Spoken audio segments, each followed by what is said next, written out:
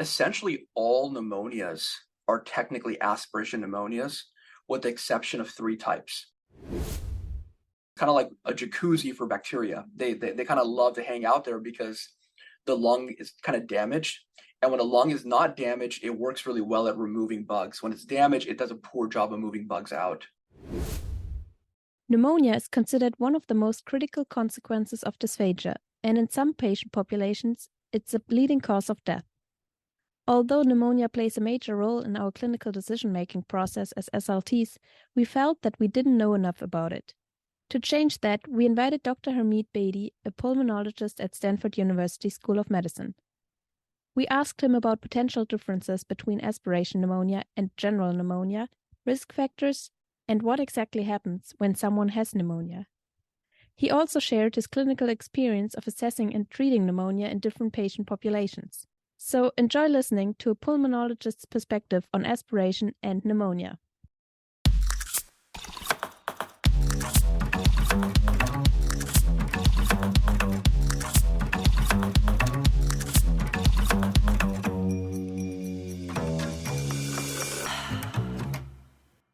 Hi, Harmeet, and welcome to Dysphagia Matters. We're delighted to have you as our guest today. So you were an invited speaker at the Dysphagia Research Society conference in March 2023 this year. And in this session, together with Margaret Walsh, you shared your interprofessional perspectives on dysphagia with a focus on pulmonary function and disorders in adults. It was a really great and interesting session, so afterwards we asked you if you would like to join us for an episode, and fortunately you said yes.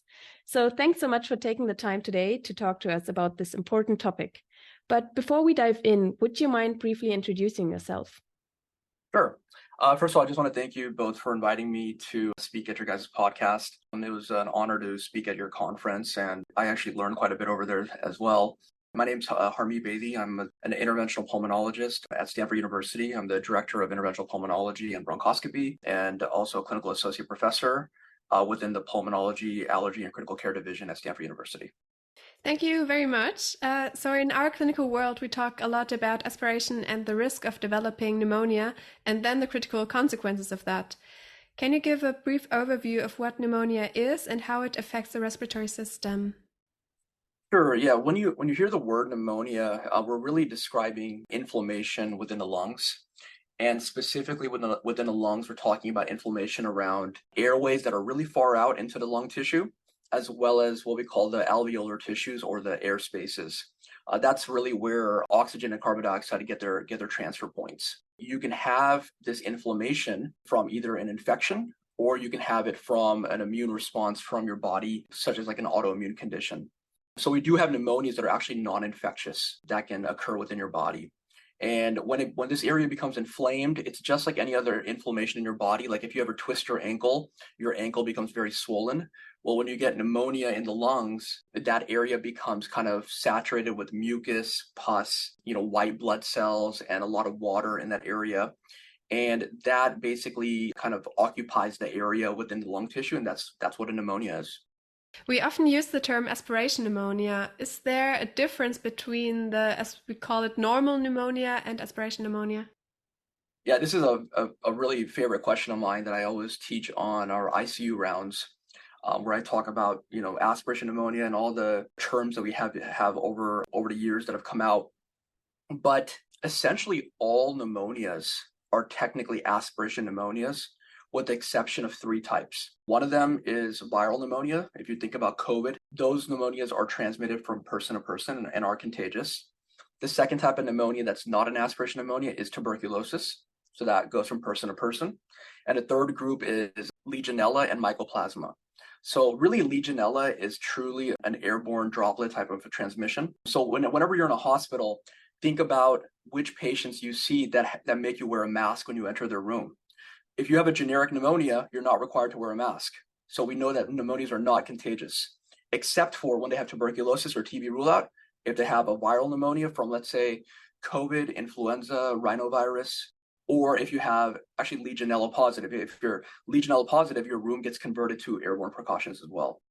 Going back to my point about aspiration, so I started off by saying all pneumonias are essentially aspiration pneumonias, and that's because the organisms that cause pneumonia reside actually in our nose and pharynx. And that's how we decide to treat you with whatever antibiotic course we give you.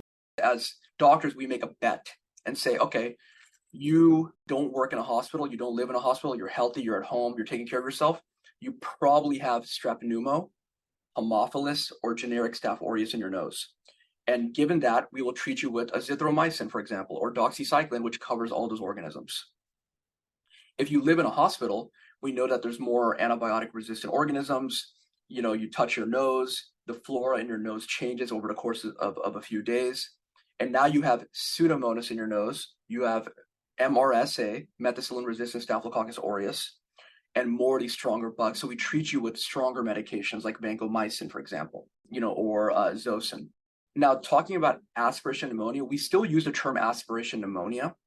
However, the way that we talk about aspiration pneumonia in a hospital setting is a person that has aspiration risks from a prior existing condition that gets pneumonia. We generally call that aspiration pneumonia, as opposed to your typical community acquired pneumonia or your ventilator associated pneumonias. And then there's a term called aspiration pneumonitis. That is basically where gastric contents full of low pH solutions come up and go into your lungs and cause direct inflammatory injury. So that's more like an acid causing a burn. That term is really referred for perioperative anesthetic settings. So for example, an anesthesiologist is about to put an endotracheal tube in, and while they're doing it, you vomit out all this acid and it goes into your lungs. Or you're waking up from anesthesia and they pull out your endotracheal tube and you just have a huge amount of contents coming from your stomach. The reason we say perioperative is that most perioperative patients are going to be NPO. So we know they don't have food in their stomach, but they can have obviously bile and acid come up at gastric acids. And generally for those types of pneumonias, we wouldn't really treat with antibiotics. Granted, we still will put people on antibiotics for that. So I think to summarize, you have aspiration pneumonia, which is a term where you have pre-existing conditions that put you at risk for larger quantity aspirations. You have your generic pneumonias, which are people in the community get it or within a hospital get it, and that's because of various factors. Maybe they have pre-existing lung conditions, maybe they're going through a stressful time, maybe their immune system's lowered. And then you have aspiration pneumonitis, which is really that perioperative anesthetic related aspirations. Thank you. That's really, really interesting. And you just said pneumonitis, it's only perioperative, so it wouldn't be gastroesophageal reflux that could cause it? Correct. Yeah, we wouldn't use aspiration pneumonitis in the setting of GERD. That would just fall into your generic aspiration pneumonias. If a person has severe GERD, yeah. So that would just be an aspiration pneumonia, not an aspiration pneumonitis. Okay. So what are common risk factors for developing pneumonia? You already mentioned a few. And are there any differences between people with and without dysphagia? Sure. Yeah. So for pre-existing lung diseases, that's probably one of the most important factors. So if you have, let's say, COPD or emphysema or chronic bronchitis, you have fibrosis, or you have asthma, let's say you have a lung cancer, bronchiectasis, which is the radiologic term for dilated airways, which are commonly seen in cystic fibrosis, for example. So these prior lung diseases, they kind of make the perfect medium for bacterial growth and trapping. It's it's kind of like a jacuzzi for bacteria. They kind of love to hang out there because the lung is kind of damaged. And when a lung is not damaged, it works really well at removing bugs. When it's damaged, it does a poor job of moving bugs out. Just an interesting thing, all of us aspirate at night or even during talking or inhaling. There's micro aspirates going into our lungs like 24 hours a day, 7 days a week. But we have a lot of mechanisms that treat that. We have mucus in our lungs that catches all these bugs. The mucus then is brought up through what's called a mucociliary elevator or escalator, which basically is a layer of mucus that comes up the cilia from deep in our lung all the way to our vocal cords. And then once it reaches our vocal cords, it slips towards the esophageal side and we swallow it. And we swallow up to 1 quart of mucus per day. That comes from our lungs, by the way. Some people will have a few hundred mLs. It can vary when you're sick. Our lungs are really good at removing bugs because it's exposed to the environment 24 hours a day, 7 days a week from the moment we're born to the moment we die. So you need a lot of protective mechanisms. So whenever you injure your lung, you lose some of those mechanisms and you're more prone to getting infections. Immunocompromised hosts is another risk factor. So people that are, getting immunosuppressants for transplants, for example, or they're on cancer therapies, or they have something like lupus or rheumatoid arthritis where their immune system's lowered, you're more prone to getting pneumonias. Neurological populations is the one that comes to my mind the most. You think about a patient that got a stroke and they're recovering from their stroke and they're having dysphagia. That's why when you have a stroke in the hospital, you get a swallow evaluation done, right? So we would make sure that food goes down the wrong, that it doesn't go down the wrong hole, goes down the right hole. So that's a huge risk factor. GI populations, people that have esophageal disorders or primary swallowing disorders, their upper esophageal sphincters. With the GI system, anything that blocks your system means you can have larger boluses of aspiration material. And if you're not coordinated well enough to spit it out or swallow it again, it's going to go into your trachea. And then regarding differences between people with and without dysphagia, there's no true difference in the terms of like the patient's lungs or their pathophysiology of fighting, pneumonias. But people that have dysphagia, are obviously going to have more risk of aspiration. And it's okay to aspirate because we all do it. It's just that how much aspiration is occurring on a minute-to-minute, hour-to-hour basis throughout the day. It's one thing if you inhale a few droplets per hour. It's totally different if half a teaspoon of your oral saliva goes into your trachea every hour. And it's very different if you have 4 tablespoons happening every hour, right? So I think for patients that have dysphagia, you have to quantify, like how bad is aspiration? Are they super frequent? Are they frequent? Are they infrequent? Or are they rare? And you can probably tell by looking at their CT scan of the chest which category they go into, because it's very easy to kind of sort that out usually.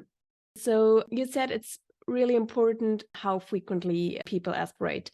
Is it also important what they actually aspirate? Because you said, for example, saliva, but of course, when we eat and drink, there are other things. And then depending on, for example, on our oral hygiene, etc., the saliva could be different. Does this influence the risk for developing pneumonia as well? Generally speaking, your saliva has all the nasty stuff in it to cause the worst pneumonias. So if saliva is being aspirated, you are putting yourself at risk of getting either community-acquired pneumonias or hospital-acquired pneumonias. So to me, that's probably the most important thing. I think the other thing to keep in mind is, are you at a risk of aspirating foreign bodies? Because people that have dysphagia or aspiration risk factors from neurological conditions, they can aspirate whole like food. Essentially, they can be eating like a soup and maybe a carrot goes down, or pills. There are certain pills, for example, that could cause a lot of damage to the lungs, like iron. Iron supplements, which is the most common supplement in the world, can cause severe lung damage and airway blockages.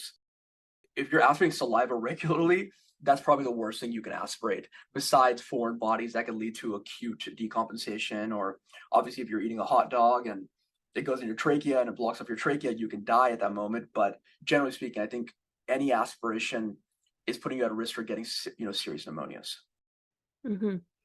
And you said, or it's quite common and well known that especially people post-stroke develop pneumonia, particularly if we as healthcare professionals don't do a good job, I guess.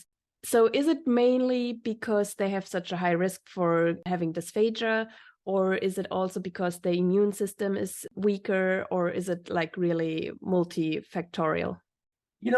I don't think it's an immune system problem, except for the fact that people are laying in bed and they're debilitated. And when you're debilitated, your immune mechanisms in your lungs are not operating at full function, right? So for example, we know that when you lay down in bed for many days, mucus is more likely to get trapped in your lungs, and mucus is a good breeding ground for bacteria.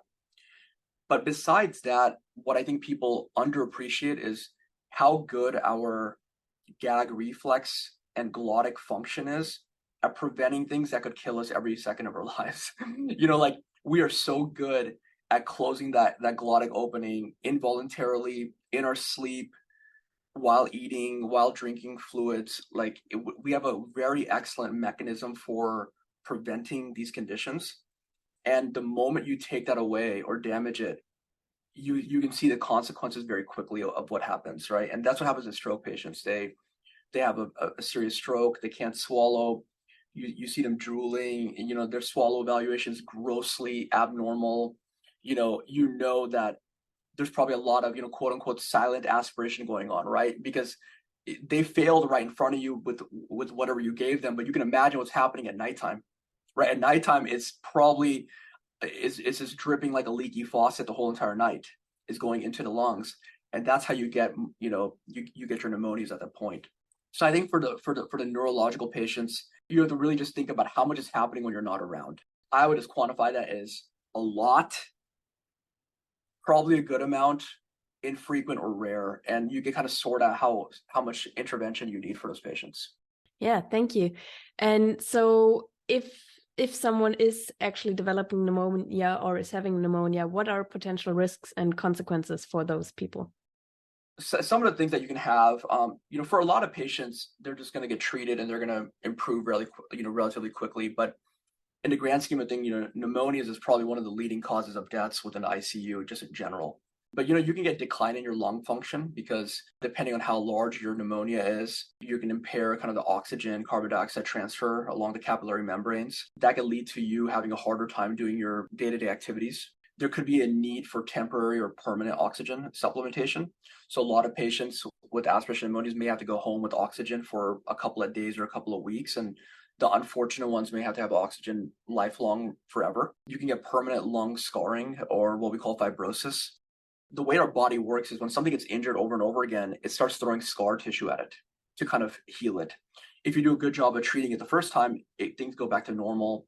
But if you have a really bad pneumonia or you get many, many pneumonias, you start developing collagen deposition there. Sometimes even calcium can get thrown there if it's been decades old. So that area just becomes scarred down and becomes useless, essentially. If you get many pneumonias, you're more likely to get many pneumonias again because that area becomes injured. And now it comes kind of like a nice substrate for more pneumonias to form. And then lastly, I think for patients that get severe pneumonia, you can get sepsis, septic shock. It can spread to your bloodstream. The infection, you can get hospitalized. You can be admitted to an ICU, require life support, such as either non-invasive ventilation or invasive ventilation, and then eventually death as well. But, those are obviously the severe cases. Okay, and what are the key symptoms of pneumonia? Sure, yeah. So, really, we're going to decide off of clinical features and radiographic. And I like to describe this usually in two buckets as a younger population and older population. So younger, like less than 60 years of age, you're going to have your typical infectious symptoms. So you're going to have a fever. You're going to have a cough, likely productive. You may have shortness of breath. If you have a prior history of a lung disease like asthma or COPD, that may be flaring up and you may be wheezing or having exacerbations more commonly.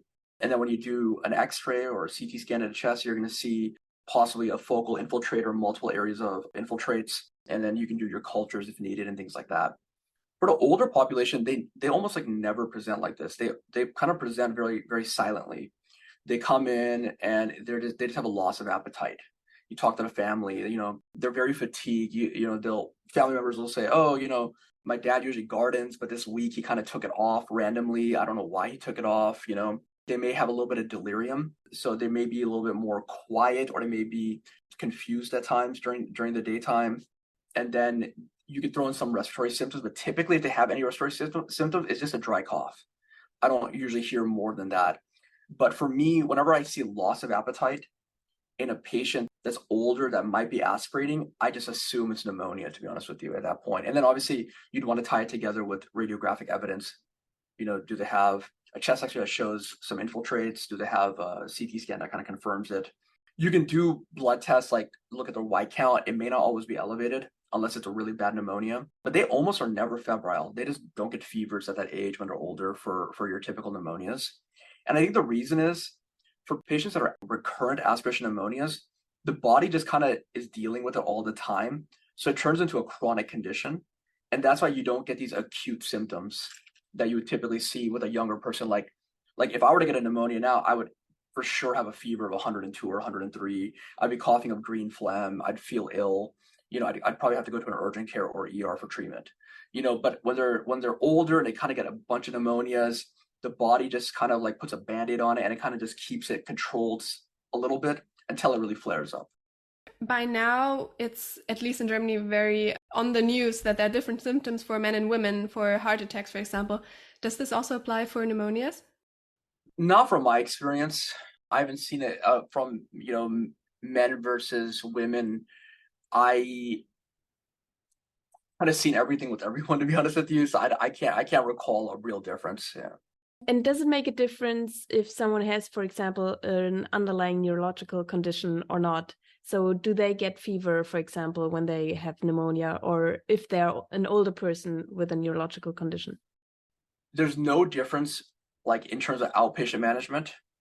Where it's challenging for us is inpatient management. When they're post-stroke and the ICU, for example, a lot of these patients just have fevers, and you're kind of, as the ICU team, you're always going to sort out like, is this like a neurological fever or is this like from a pneumonia? But the pneumonia is not really impressive. So you're always sorting out like what the fever is coming from the inpatient side. On the outpatient side, I don't think there's a difference if it's a neurological pre-existing condition versus a non-neurological. I think a frequent aspirators are frequent aspirators. Yeah. It's rather the acute situation. Yeah. And are there other potential differential diagnoses that you need to consider? Yeah, I mentioned earlier there's some autoimmune pneumonias. They kind of fall in a bucket of interstitial lung diseases. And these are basically pneumonias that the body creates against itself, usually from some sort of insult. So, for example, we have a term called organizing pneumonia. This is the most common type of non-infectious pneumonia. And we call it cryptogenic organizing pneumonia if you can't identify the cause. And those are usually deemed as autoimmune pneumonias. In my practice, I diagnose organizing pneumonia very frequently. We have a very immunocompromised population at Stanford that we treat, a lot of autoimmune conditions. So you can have rheumatoid arthritis and get patches of pneumonia not caused by an infection. We'll sample it. There's no bugs that ever grow. We treat it with just prednisone, no antibiotics, and it goes away. That's something that you should consider as, is a possibility that it could be a non-infectious pneumonia.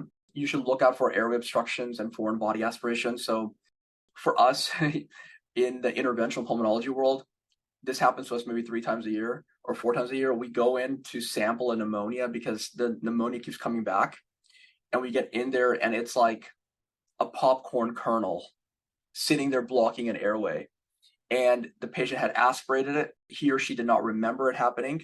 It blocked an airway, and that distal to the airway or beyond it, mucus and pus built up over and over again. It got treated with antibiotics, but it couldn't clear because the kernel of popcorn was blocking the whole airway. So it kept the pneumonia coming and going. So you should consider airway obstruction or foreign body aspiration as a cause of the recurrent pneumonia, especially in somebody that has a history of aspiration. Underlying malignancy in the region. This happens many times a year where a person has recurrent pneumonias, but the pneumonia looks kind of funny. It looks more like a mass, actually, not necessarily like a true blossom pneumonia. And we'll tell patients sometimes, okay, let's treat you with antibiotics. Let's have you come back in 4 weeks. Let's do another CT scan.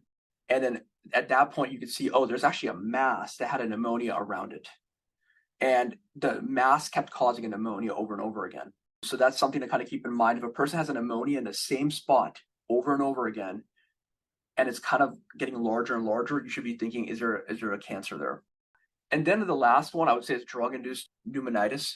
This is a huge new category. All these new cancer treatments that are coming out, new autoimmune treatments, are using immunotherapies now.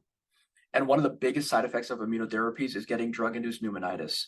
So you start the medication, 4 to 8 weeks later, the patient develops pneumonia-like symptoms, and their CT scan looks like a pneumonia all over the place. And that's almost always caused by that new drug.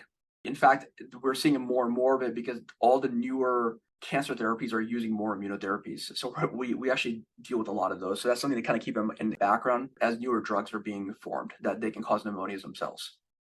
That would be a severe adverse event or side effect. Oh, yeah. It's kind of unfortunate because a lot of our cancer patients are getting such a good effect from the medicine, but then we have to stop the medicine because of this pneumonitis. And then we have to wait till it clears up, and then we may re-challenge, or we may have to choose a different medication potentially, if there is one available. I have one other question regarding the foreign body aspiration. At which level or where exactly is it stuck, for example? And I wonder, do the people don't feel it? So do they have sensory impairment, or is it that far below that you can't actually feel it? Yeah. So most of the aspirations go to the right lung just because of the angle of the right mainstem bronchus, or they go to gravity-dependent regions in wherever the patient likes to lay in a supine position, for example. So like it would like to go to the back of your chest, to the back area, because if you lay flat, that's where everything goes. If you're in an upright position, it likes to go to the right lung over the left lung. And it usually likes to get stuck in the right lower lobe is a very common destination. The way to get there is quite long, isn't it? So like you said, this one person didn't remember maybe coughing on something or kind of choking on something, but I imagine like something to aspirate something like that. Yeah. How can you not sense it if you don't have a sensory problem? Most people that do remember, this is what they say. Oh yeah, 3 months ago I was eating something and I could tell it went down into my lungs.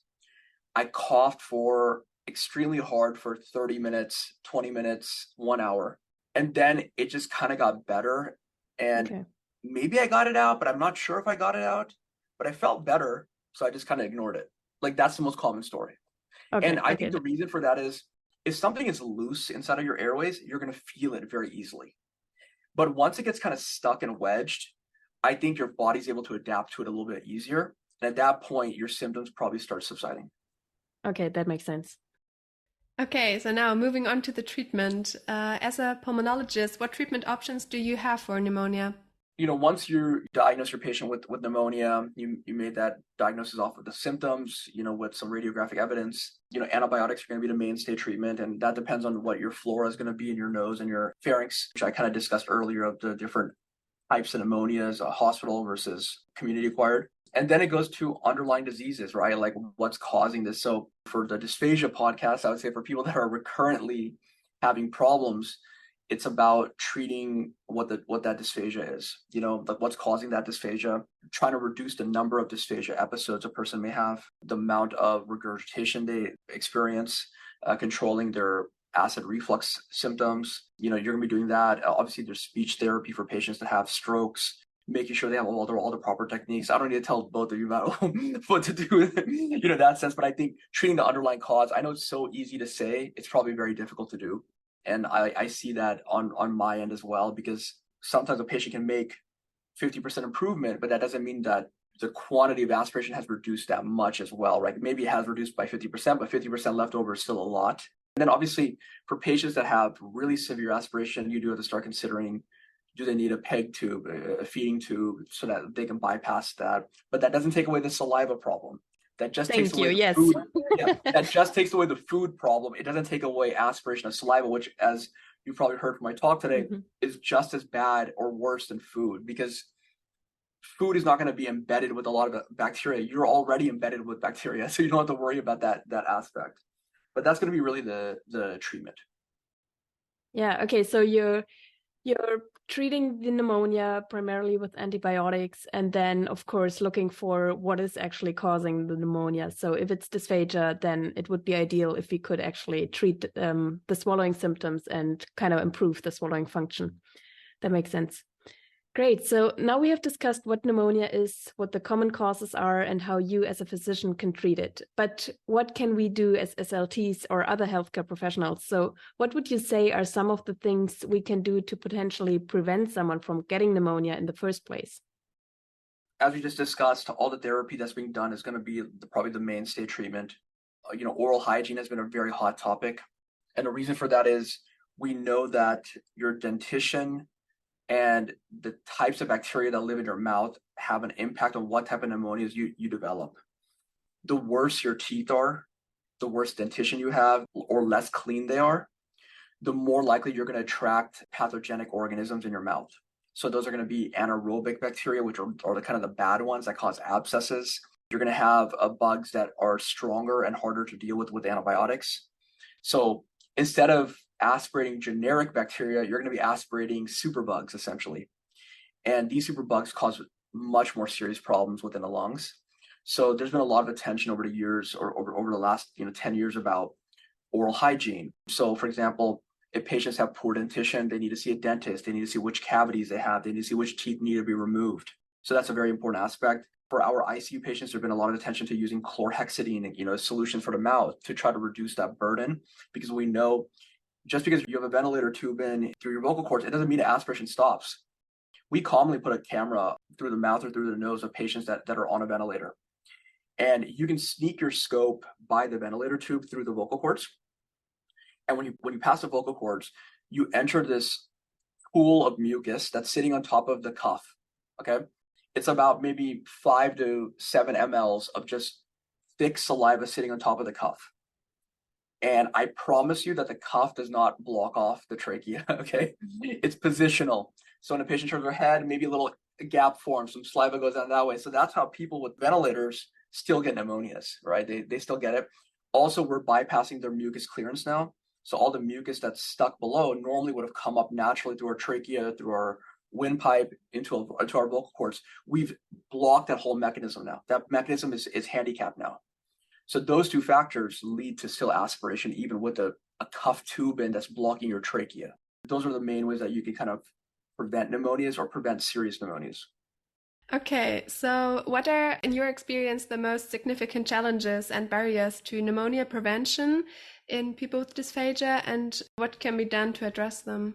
I think the challenge that I see, and I kind of heard this when I was at your conference in San Francisco, was I feel like between pulmonologists and SLPs and even the ENT doctors that are kind of part of that circle, there's like not a lot of communication. It's kind of a black box to like, I know I send a patient over for therapy and I get the note back of the assessment and plan and what the treatment's going to be, but I feel like we don't talk enough with each other to know like what is the actual plan for this patient. And like sometimes I'll see a patient, just they come every month with an aspiration pneumonia, like, and I'm just like, shoot, we're doing antibiotics for 4 straight months. Like, this is just not going to work anymore. Like, we need something, and, we kind of push on our speech therapist side to, hey, can you like help out? But like, we never like sit down and talk about it. Like, I feel like we just kind of refer patients and we kind of like cross our fingers and hope for the best. And I think there needs to be probably more multidisciplinary kind of approach on select patients. But the truth is, it is also a difficult problem. There's no way around it. Just like what I was saying earlier, like this mechanism that we have that protects our airway is like so perfectly designed and so magical.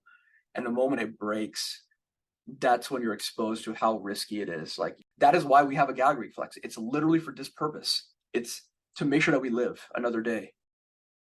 So when you lose that, or you're dealing with dysphagia and you're having larger boluses of aspiration and you can't prevent it yourself, it's hard. It's a really hard problem. And we know that tracheing a patient is not the solution. We know that a PEG tube is not the solution. They can help. They can maybe improve things. At the end of the day, I think we probably need to talk more with each other, collaborate more, have more detailed kind of plans. And then also, having frank, hard discussions with our patients too, about where this is going. If they are maximized on the therapy side and they've gotten as much therapy as they can to help with dysphagia and swallowing disorders, there's no more medical interventions that can be done on that side. We've treated with every antibiotic and we're still getting pneumonias every month. We do need to have that discussion with the patient of like, this is kind of where you're at. We can consider a trach or a PEG if they're indicated. But like this problem is hard to solve, unfortunately. Yeah. Thank you for those honest words. And of course, I really like that you suggest that we should communicate more and better. I think that's really an important point. And I guess for us as SLTs, it's sometimes really difficult because, we know too little, I think, oftentimes about what pneumonia actually is, what it does, and what the consequences are. And I think oftentimes we are quite afraid or scared that we feel like we are responsible for the patients not getting it. And if they do get pneumonia, then it's our fault. So I guess there's sometimes quite a lot of pressure. And yeah, you shouldn't feel that pressure. I think all the people that are on the treating side of pneumonias, like when you look at a patient and they're drooling, what's going on the inside. There's no way to stop that, It's really hard. But I think like going back to that point, like just talking with each other, just to be on the same page, at least of like, we can't keep treating this person with antibiotics and hearing, okay, he's maximized on therapy. He really cannot stop aspirating. Like this is what it is, and even just having that dialogue. And I think at least for the patient and the patient's family, kind of get the expectations out there. Or sometimes, I'm like convinced my patient's aspirating and then they get a barium done or something and it's like normal. I'm like, it's not normal. The family's telling me he's choking on water 7 times a day.